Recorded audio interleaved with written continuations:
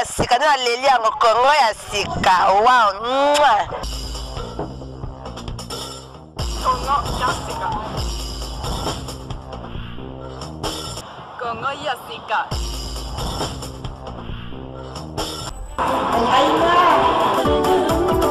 Maurice Premier, Diego Cao. Mwasika.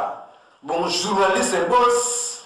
Bonjour, bonsoir, cela dépend de l'heure que vous allez avoir la chance de suivre cette vidéo. Comme vous le savez très bien, moi, votre humble serviteur, Maurice Premier, je suis responsable du site congolais de la diaspora Congo Yasika.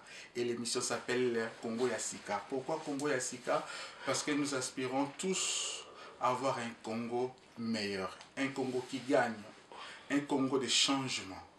Aujourd'hui, je vais recevoir pour vous un cadre d'une grande partie de la RDC INC. Aujourd'hui, on va découvrir ensemble. Nous sommes en train de faire notre travail, celui de chercher les informations à la source. J'ai eu cette occasion, il a accepté notre interview et je m'en vais directement à lui questionner. Et bonsoir, M. Gilles. Bonsoir, Maurice Moukoulou. Sentez-vous à l'aise? Je suis à l'aise, merci. Ok, merci d'abord pour avoir accepté notre invitation. C'est moi qui vous remercie. Je profite d'ailleurs de cette occasion pour vous féliciter pour le travail que vous faites. Parce qu'en Scandinavie, je dois le dire, il n'y a pas deux qui font un travail comme celui que vous faites. Vous êtes en fait la voix des Congolais qui habitent dans toute la Scandinavie et nous en sommes très très fiers. Félicitations pour votre engagement pour le pays.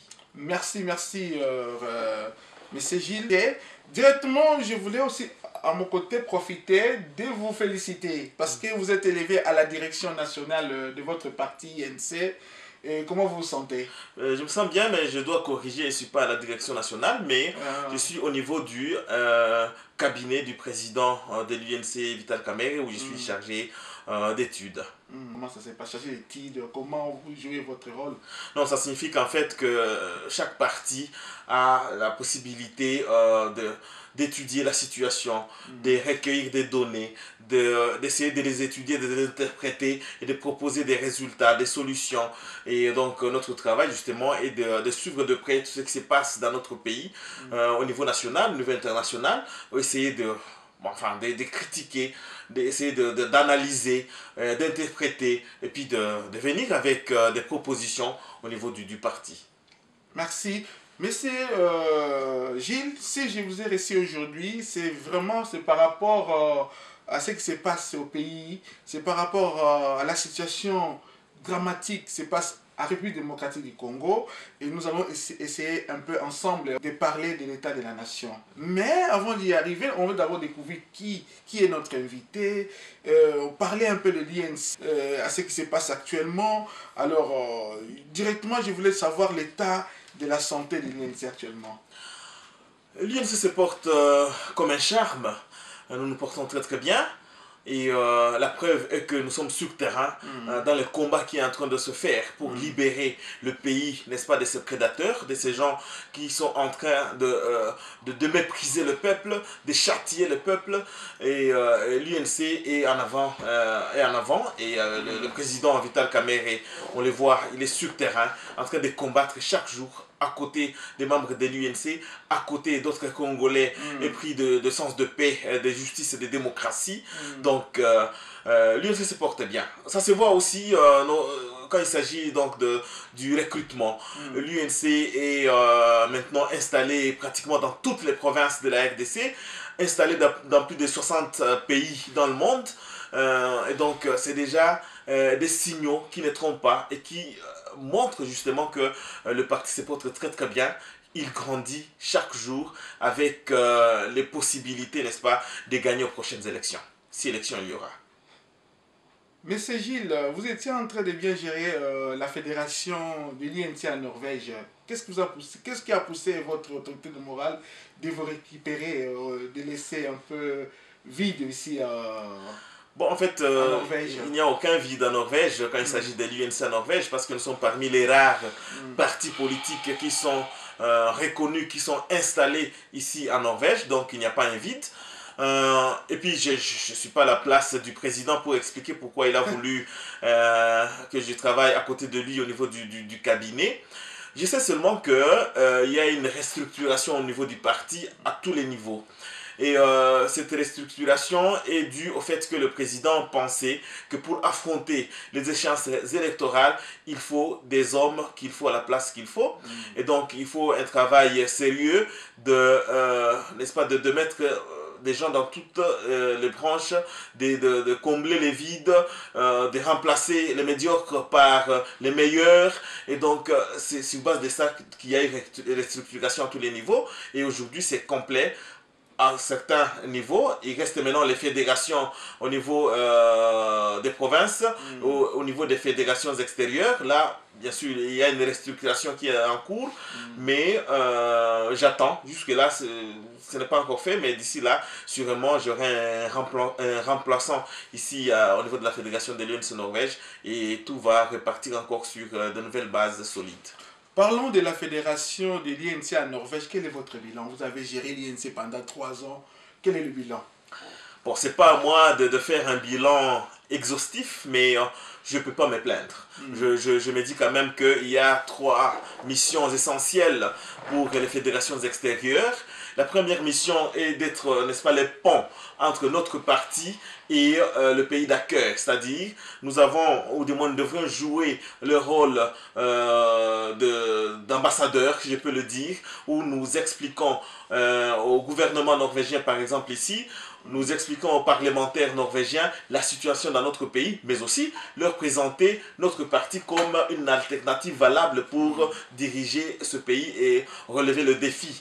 Et ce travail-là, je crois que moi et les autres qui ont été à côté de moi pendant ces 3 dernières années, nous l'avons bien accompli. Nous avons rencontré à plusieurs reprises les parlementaires norvégiens, les membres du gouvernement ici en Norvège. Notre président, Vital Kamerhe, est arrivé à plusieurs reprises ici en Norvège pour des contacts essentiels. Et donc moi je me dis, ce travail-là a été accompli. Le deuxième, ou du moins la deuxième mission, est celle d'être le pont entre notre parti, notre pays et les Congolais de la diaspora, notamment ceux qui vivent ici en Norvège. Et là encore, je dois dire que ces 3 dernières années, nous avons eu à recruter un certain nombre de Congolais qui étaient peut-être un peu sceptiques, mais qui sont entrés au niveau de notre parti, au niveau de notre fédération, et se sont intéressés à la politique, à la situation chez nous, et ils ont été actifs dans toutes les manifestations que nous avions organisées, que ce soit des conférences, que ce soit des dîners partage, que ce soit des exposés, que ce soit des matinées ou politiques, etc., où le Congo a été au centre. Nous avons eu des conférences, par exemple, des débats où l'Afrique a été au centre et où, par exemple, on a fait intervenir le président Kamerhe à partir de Kinshasa. Donc, c'est autant d'activités qu'on a pu organiser. Et donc, cette mission-là, je suppose qu'à une certaine mesure, nous avons pu l'atteindre. Un troisième lieu, pour terminer, la troisième mission des fédérations, c'est aussi d'aider la base, d'aider le pays, le parti au niveau du pays. Et je crois que la Norvège, parmi pratiquement toutes les fédérations de l'UNC à l'extérieur, nous sommes parmi, je dis bien parmi, les fédérations qui ont été assez actives et qui ont fait des cotisations régulièrement pour apporter un petit moyen, peu soit-il, donc pour aider soit les partis, soit certaines missions sur terrain. Donc sur base de ça, moi je me dis quand même que même si le travail n'a pas été très facile ces 3 dernières années, bon, mes collègues et moi, on a pu faire ce qu'on pouvait. Mais le monde constate, le peuple constate que nous constatons que vous avez perdu votre place au sein de l'opposition. On n'a plus confiance à votre autorité morale, Vital Kamerhe. Comment vous pouvez vous défendre? Nous ne pouvons pas perdre notre place au sein de l'opposition parce que l'opposition, c'est nous. Nous ne pouvons pas perdre notre place au sein de l'opposition parce que nous sommes les représentants de la vraie opposition en République démocratique du Congo. Parce qu'il faut vous rappeler, tous ceux qui se disent opposants maintenant sont des gens qui sont dans l'opposition depuis 1 année, 2 ans, 3 ans. Seul Vital Kamerhe et l'UNC ont fait beaucoup de temps dans l'opposition et ils sont restés stables dans cette opposition-là. Et la ligne est toujours la même. il faut présenter une alternative pour la bonne gouvernance, pour le changement de la République démocratique. Mais on les considère comme un traître. Bon, mais enfin, ceux qui ils sont libres. changent à tout moment, on l'appelle maintenant caméléon. Moi, je crois que ça. tous ceux qui, ils peuvent les traiter de tous les mots qu'ils veulent, comme tu le sais très très bien, et il le dit toujours, on ne jette de pierres qu'à un arbre qui porte des bons fruits. Et Vital Kamerhe a montré, a démontré à plusieurs reprises que, bon, je ne vais pas dire qu'il est prophète, mais je vais dire quand même qu'il a toujours été là pour montrer au peuple ce qui va arriver. Et ceux qui ne l'ont pas pris au sérieux ont toujours compris en retard. Je crois que Vital Kamerhe fait une opposition difficile à comprendre pour certaines personnes, surtout pour des esprits non éclairés. Lui, il fait une opposition classique, une opposition comme on les voit partout dans des pays suffisamment démocratisés, où tu fais une opposition, tu présentes d'autres alternatives, où tu peux jeter des fleurs au pouvoir si le pouvoir fait quelque chose de valable, quelque chose qui marche bien. Et c'est ça l'opposition de l'UNC. On ne fait pas l'opposition pour l'opposition, on fait l'opposition pour présenter une alternative. Par exemple, si on remarque qu'au niveau, par exemple, le gouvernement a présenté un budget anormal, nous, on fait un contre-budget. On dit, si c'était nous, voici ce que nous pourrions proposer, voici ce que nous pourrions faire. Donc, c'est cette opposition-là. L'opposition d'injurier, l'opposition de... Non, ça, ce n'est pas notre opposition. Sauf que, pour le moment, nous sommes entrés dans une nouvelle phase où l'UNC montre que tout ce qu'on a essayé depuis le début n'a pas marché.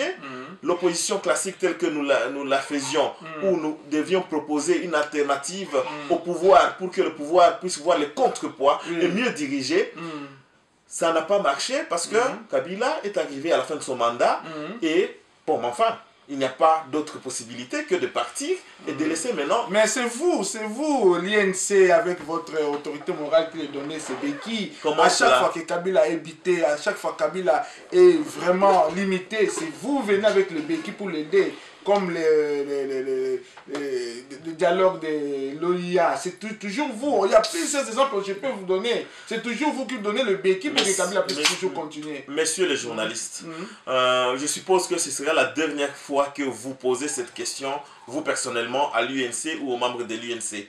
Et je voudrais en profiter aussi pour le dire à d'autres journalistes de cesser avec des questions qui se répètent, où on vous donne des réponses, vous revenez avec des questions encore, avec les mêmes questions. Ça signifie que... Parce que ça continue. Ok, je vais encore vous réexpliquer. Parce que il faut être honnête. L'honnêteté est très importante lorsque nous analysons la situation dans notre pays. Dans le cas contraire, on ne trouvera jamais de solution. Pour le moment, nous sommes concentrés avec les autres membres de l'opposition, le RASOP, le MLC, avec d'autres mouvements citoyens. Nous sommes concentrés, n'est-ce pas, à faire partir le pouvoir actuel. Parce donc, que les opposants sont incapables. Attends, parce que vous êtes incapables de je ne faire vais pas seul. entrer dans cette polémique de nous, on a donné des béquilles. Parce que si on pouvait parler des béquilles, acceptons que nous avons donné une béquille à Kabila et son pouvoir au niveau de la cité de l'OIA. Acceptons, même si on ne l'a pas fait. Tu sais, les autres, ils ont donné combien de béquilles? 6, 7, 8 béquilles. Donc Kabila jetait parfois les deux béquilles, on lui amène d'autres. Et je ne vais pas revenir sur... C'est pourquoi votre président dit qu'il n'a pas péché. Donc lui-même accepte qu'il avait péché. Tout à fait, parce qu'il y a eu Ibiza, il y a eu Mateba, il y a eu Nice, il y a eu Saint-Raphaël, etc. Ce sont des béquilles que nous, on ne se consacre pas à ça. Donc vous avez donné les béquilles. Donc vous acceptez que vous avez donné les béquilles. Moi j'ai dit... Comme tout le monde. Attends. La cité de l'OUA, c'était un dialogue. Oui. C'était le dialogue. Certains disent que c'était le premier dialogue. Mais on vous a moi, j'allais dire même que c'était peut-être le 11e dialogue parce que les 10 autres étaient faits en cachette, en catimini. L'UNC est le seul parti qui a dit, ok, comme les autres amis ont déjà dit à Kabila qu'ils veulent des dialogues et qu'ils dialoguent déjà avec Kabila, pourquoi nous, on va au dialogue. Il faut te rappeler d'une chose, c'est que la cité de l'OUA avait fait des calculs et sur base des experts, nous, on avait déjà proposé les élections en 2018, en avril. Mais en même temps, nous tenions sur la présence des autres, l'inclusivité. C'est comme ça qu'est née en fait l'affaire de la Senco. Donc nous, on a ouvert la porte.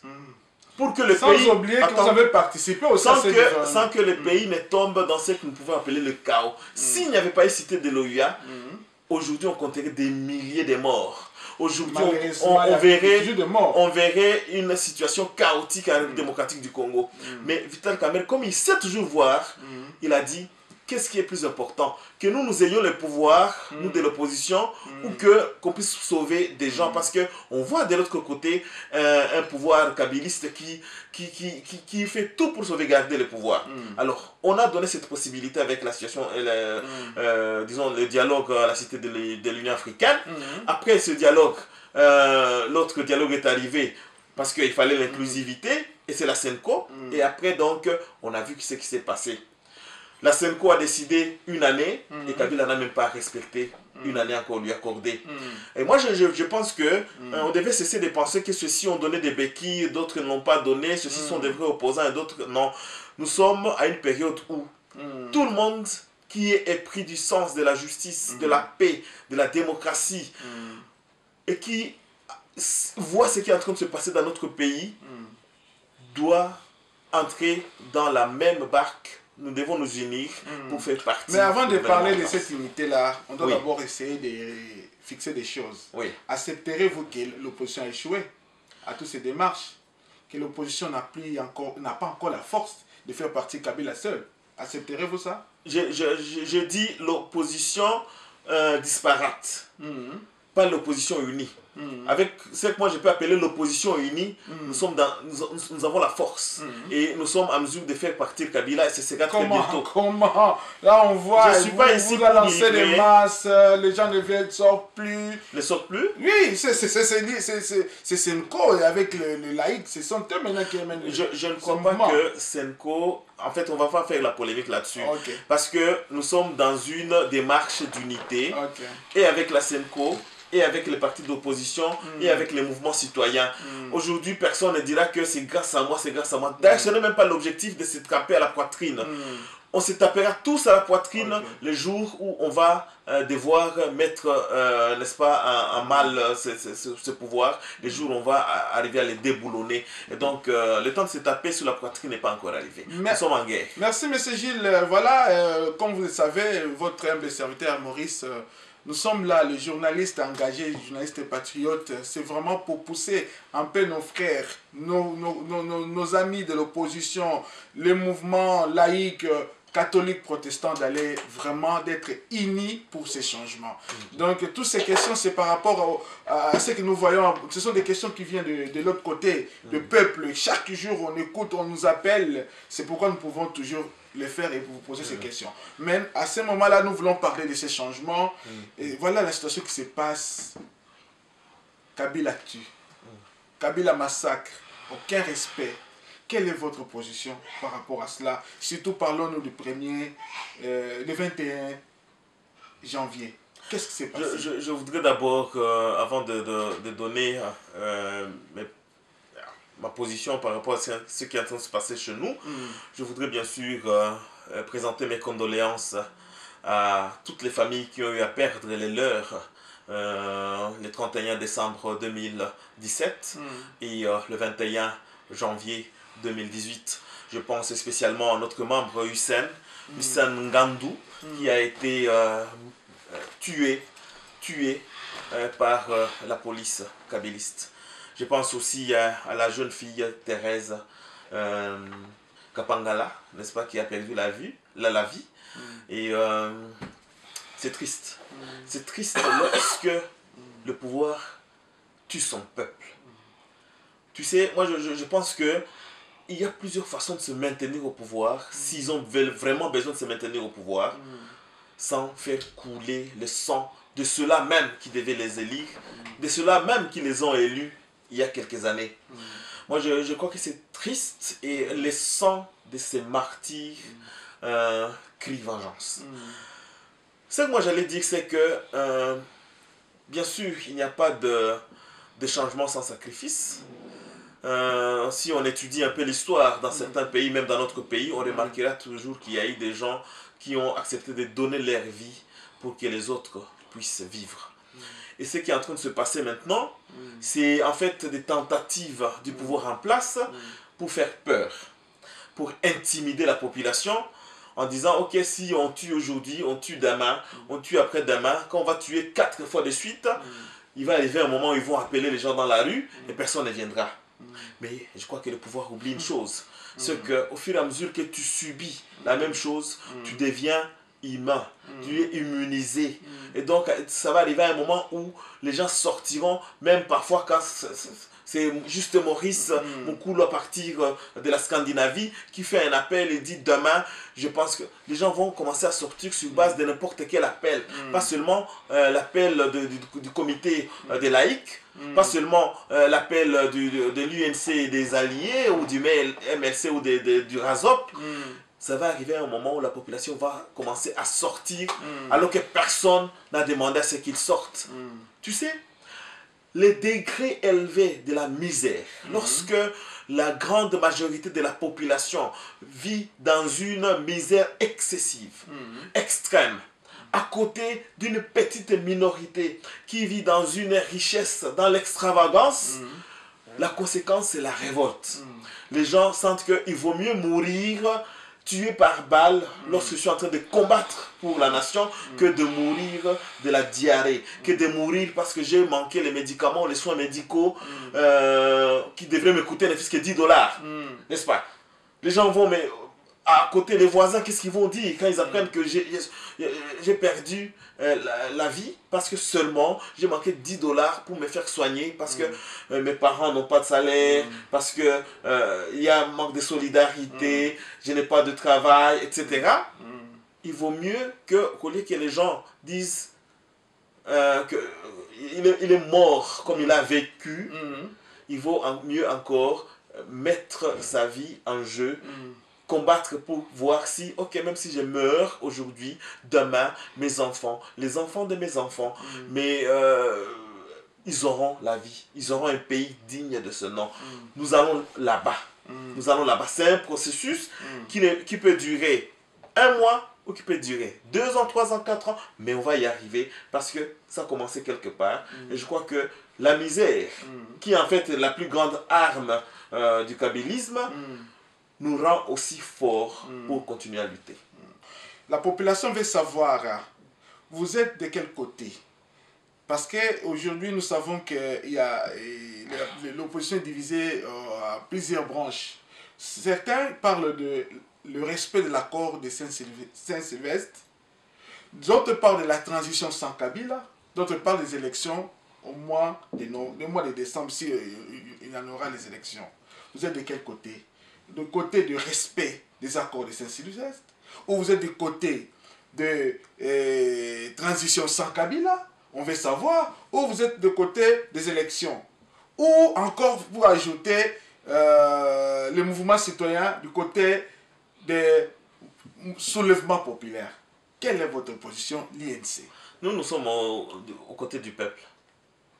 Et le côté veut dire? Le côté du peuple, c'est-à-dire, nous sommes dans le bon côté. Nous sommes du côté du peuple. Nous sommes du côté du peuple, c'est-à-dire, si le peuple veut que nous puissions aller aux élections, même demain, sans Kabila, nous, l'UNC, nous serons là avec le peuple. Si le peuple pense qu'il faut donner du temps à Kabila jusqu'en décembre, pour qu'on aille aux élections en décembre, nous attendrons, nous irons jusqu'en décembre avec Kabila comme président. Mais, chat échaudé a peur même de l'eau froide. Ça signifie avec les accords passés, on a vu que Kabila ne respecte rien. Et il ne respecte rien, donc on ne peut pas se dire qu'il va respecter les élections en décembre prochain. Et donc il faut l'amener à la porte. Et moi je pense que c'est ça la volonté du peuple, c'est ça l'autre côté. Parce qu'on les voit déjà, quand on dit aux gens de sortir dans la rue, ils sortent. Donc le peuple n'en veut plus. Et le peuple en a marre. Et donc aujourd'hui, nous ne pouvons pas dire que nous allons nous taire, on va rester là-bas en train d'attendre que les élections soient organisées en décembre. Non, jamais. Et elles ne seront jamais organisées parce qu'on a vu ce qui s'est passé après décembre 2016. Donc, moi, je pense que il est très très important de poursuivre avec cette lutte pour amener Kabila et son gouvernement à partir et que le Congolais puisse s'organiser pour se choisir des hommes et des femmes capables de relever les défis pour que des hommes et des femmes qui puissent nous sortir de cette honte. Nous sommes dans une honte dans notre pays. Alors si Kabila ne fait pas partie, comment vous allez faire? Il partira. Comment? Il partira. Je ne vais pas dire comment, mais je te dis seulement qu'il partira et c'est très bientôt. Donc vous allez prendre les armes? Je ne l'ai pas dit. Nous sommes un parti pacifique. Et tu le sais très très bien, notre président, c'est pas moi qui lui ai donné le nom des pacificateurs. Ceux qui lui ont donné ce nom, ils les connaissent mieux.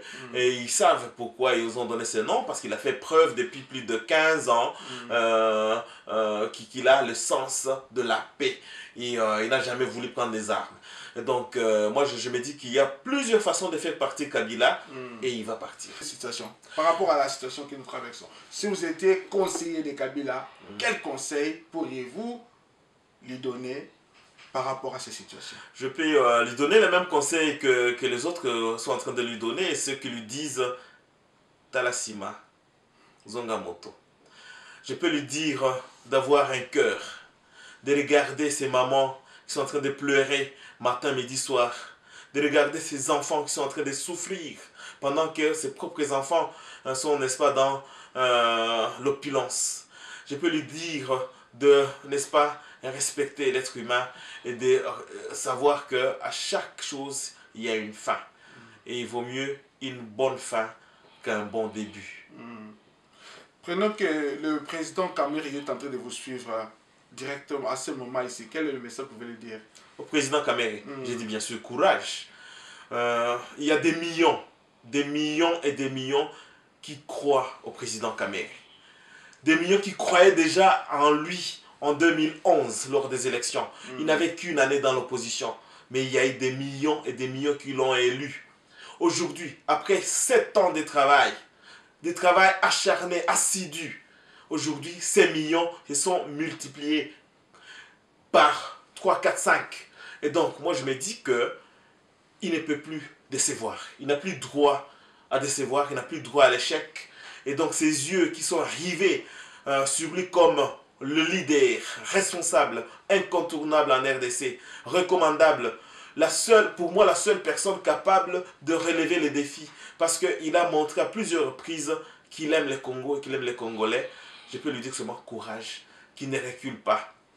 Vous êtes très engagé sur Internet, dans les médias sociaux, en train de parler, en train de commenter, d'écrire, de faire des propositions à travers ce grand mouvement citoyen laïque qui se passe dans le monde entier. Vous êtes engagé, on vous suit dans plusieurs chaînes, sur Facebook, vous êtes tellement engagé. Et pourtant que les opposants ou des gens de majorité vous critiquent, il faut venir ici, le combat de 8000 km ne fait rien. Quel est le commentaire que vous avez à faire par rapport à ça? J'ai pratiquement deux commentaires. Le premier, c'est que tout ce que je fais, je ne le fais pas seul, beaucoup le font, toi aussi. Nous le faisons par amour pour notre pays. Je l'ai toujours dit, si nous pouvions nous taire par rapport à ce qui est en train de se passer dans notre pays, on pouvait se taire et vivre notre vie ici. Nous avons du travail et nous faisons ce travail-là ici. Nous gagnons le peu que nous pouvons gagner, capables de nourrir nos petites familles, capables d'aider nos familles à l'extérieur. Mais on s'oublie. On s'oublie parce que nous avons un pays qui nous a vu naître, qui nous a vu grandir, qui nous a donné l'éducation. Nous devons à ce pays-là. Donc tout le travail que je fais, que les autres aussi font, même s'ils sont à 10 000 km, ils le font par amour du pays. Et moi je le fais aussi par amour du pays parce que j'ai à donner à mon pays. Je suis mal à l'aise lorsque je mange 3 fois par jour et en même temps je me rends compte qu'il y a des gens qui font 2-3 jours sans manger. Je suis mal à l'aise lorsque je travaille et j'ai presque le même salaire que, je ne sais pas, un gouverneur de la ville ici, alors que chez nous, entre un gouverneur et un enseignant, un gouverneur et un journaliste, l'écart est très très très long et très haut. Et moi je me dis, ces différences-là, pourquoi ces différences-là?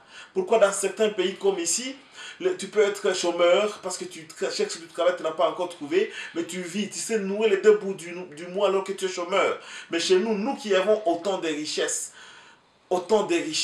eau, forêt, minéraux, nous n'arrivons pas à servir nos frères et sœurs qui n'ont pas du travail.